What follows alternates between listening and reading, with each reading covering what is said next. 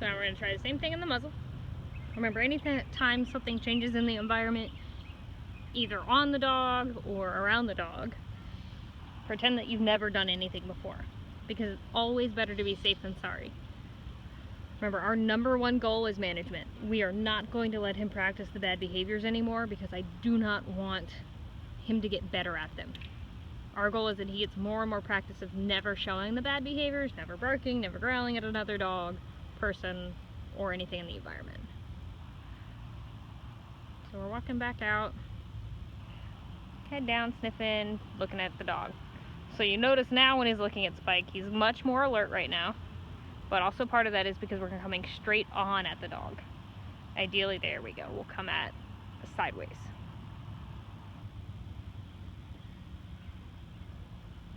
We're going back straight at, so this is again going to be hard. He's staring at it good. Now straight on is what we do as humans because we walk on sidewalks.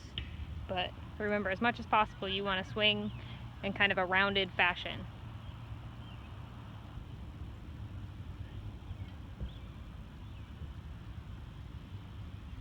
Staring at the dog. There we go, turn away, good.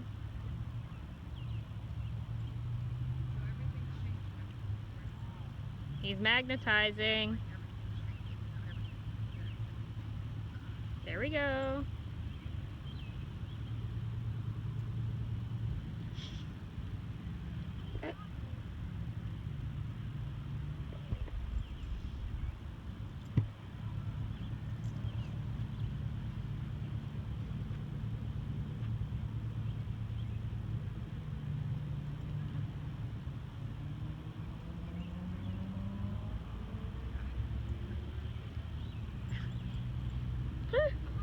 We're having a little technical difficulties.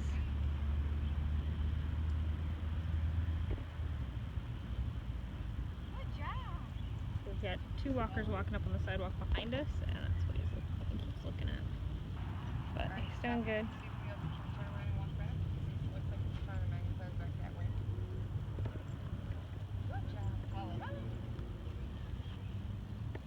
So we're definitely having to use more treats with the muzzle.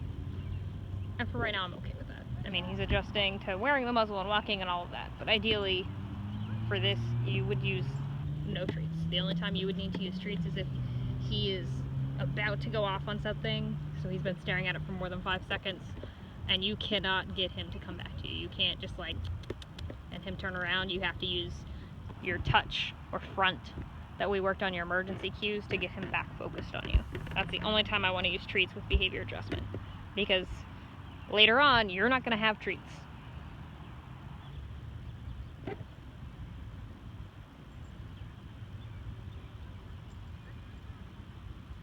this is all about teaching him self-management. So he needs to learn to look at dogs that scare him and look away instead of staring and working himself up. So looking away. And it's hard when his face is down like that. When you're handling him, you may not see that he's looking. So having this video camera or having somebody else to kind of look for you is helpful. Look at how close he got. No reaction. Good. And remember, the long leash gives him more freedom, so it's more natural on what he's going to do versus us trying to control it.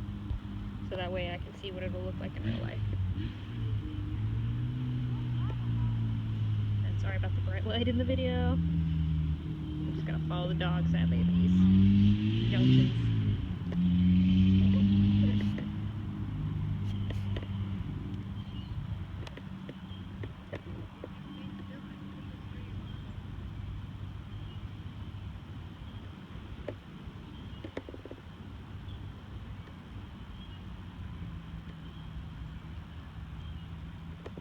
Dog and look away, that's what I want. It's like, oh, okay, I don't have to stare at the dog, I can look at the dog and then walk this way.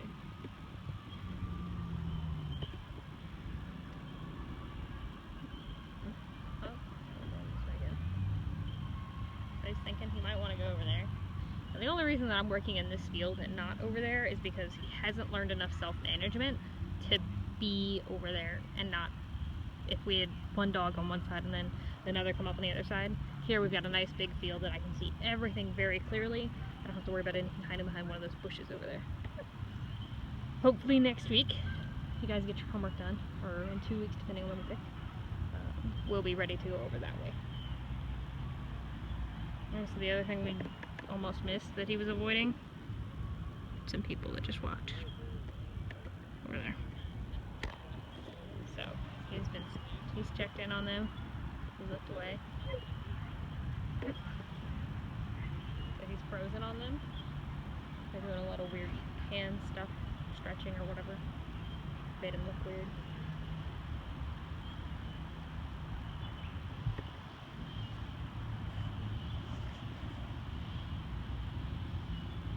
And we're down. He says, I'm sleeping.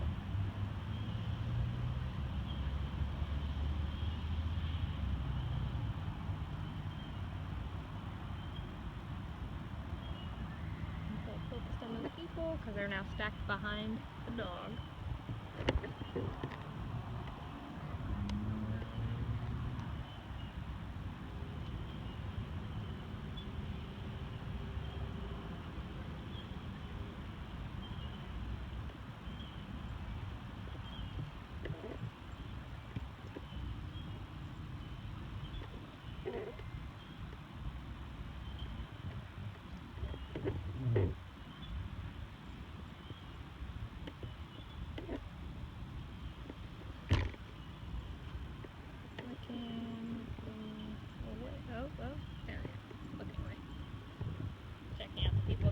Looking at me move, looking at Spike. Lip lick. So, I hope that you can see that in the video, but he just hardcore lip lick, which is a calming signal, which says that he was stressed and he wanted to bark, but he chose not to. Those are the kind of choices I want to get. And it looks like we're headed for another break. Now, breaks are important when you're doing behavior adjustment training. Think about anything you've done in life that's really, really stressful. You have to kind of do some stressful stuff, and then you need to take a break from it. Because if you just sit there and keep doing the stressful things, you get more stressed and more angry. And when we're working on teaching him not to be angry, we're working on teaching him to deal with his stress better, is teaching him to give himself breaks. So he will eventually schedule these breaks himself, but right now we need to be like, okay, break time. So, break time. See if you want some water.